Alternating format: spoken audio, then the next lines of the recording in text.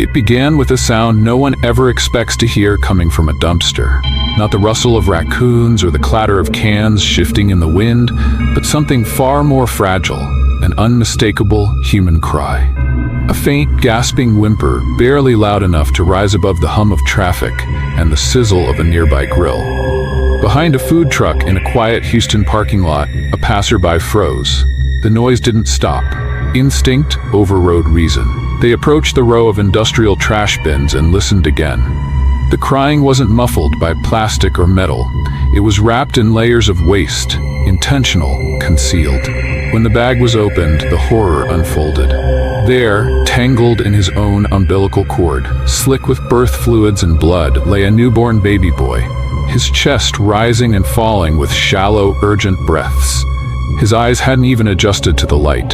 His body, barely bigger than a loaf of bread, was tied in a garbage bag like spoiled leftovers.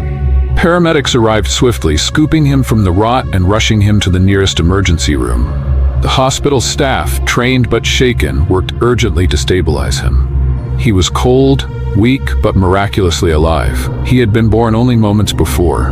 There were no hospital records, no inked footprints, no name. Later, he would be called Gabriel. Hey, it would be nice to have with us on this channel. Kindly click on the subscribe button now to join us on Crime Whispers.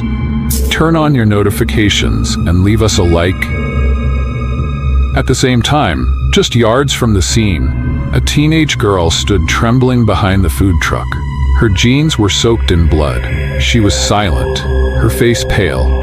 Not a single word came from her lips until officers gently approached and asked what had happened. Her name was Everilda. She was just 18 years old. What unfolded in the following weeks and months wasn't simply a legal case. It was a portrait of desperation, trauma, and the quiet violence of invisibility. Everilda had immigrated from Guatemala, speaking only Piche, an indigenous Mayan language foreign to most even within Spanish-speaking communities. She had left behind her home not for dreams of opportunity, but to escape a cycle of abuse that had choked her childhood. In this new country, she found herself cut off from any true support. No community, no family, no understanding of the systems meant to protect her.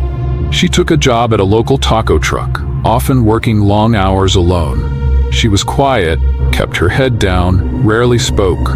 No one knew she was pregnant. Perhaps even she didn't, not fully.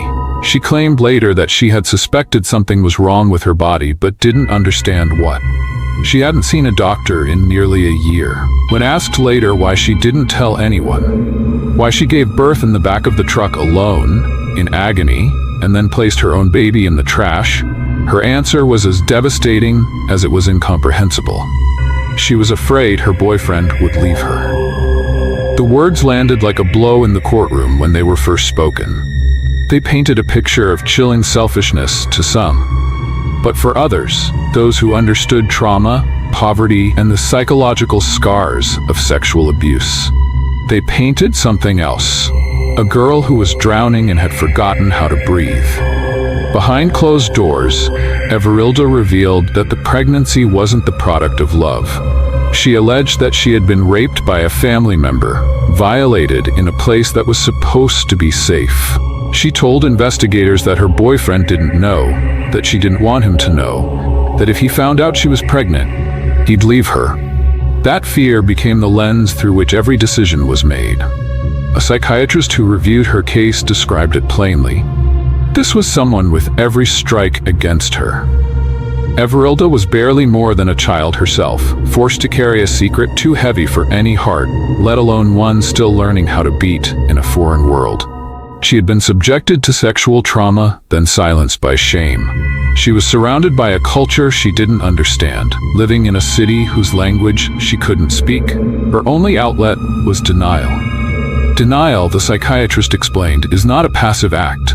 It is aggressive, forceful. It rewrites reality. In cases like Everilda's, a young woman may convince herself she is not pregnant. Not because the signs aren't there, but because her brain refuses to acknowledge them. The pregnancy becomes not just a problem, but a phantom.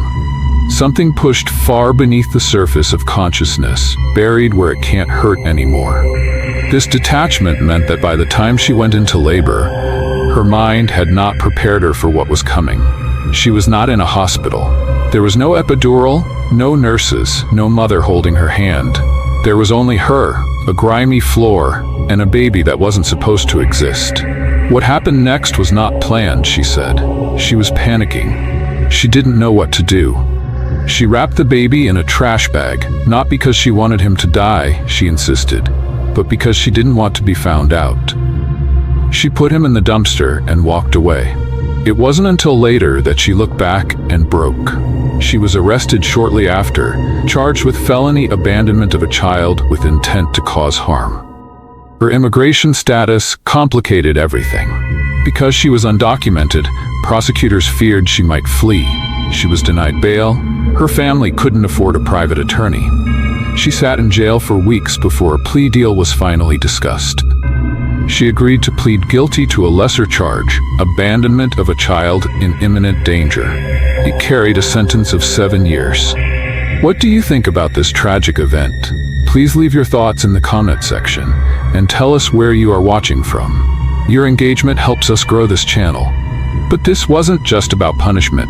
The legal system struggled to define her. Was she a criminal? A victim? A broken girl in need of healing? The lines blurred.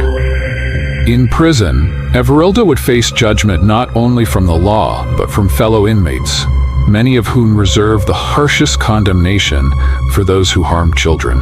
It wasn't clear how she would survive those years, but some held out hope. Mental health professionals who evaluated her believed she could be rehabilitated, that she wasn't violent or malicious, but deeply wounded, that with the right treatment, therapy, and support, she could emerge from prison with a new understanding of herself and of what had led her to that terrible moment. When her sentence ended, she would be deported, sent back to a country she had once fled in fear.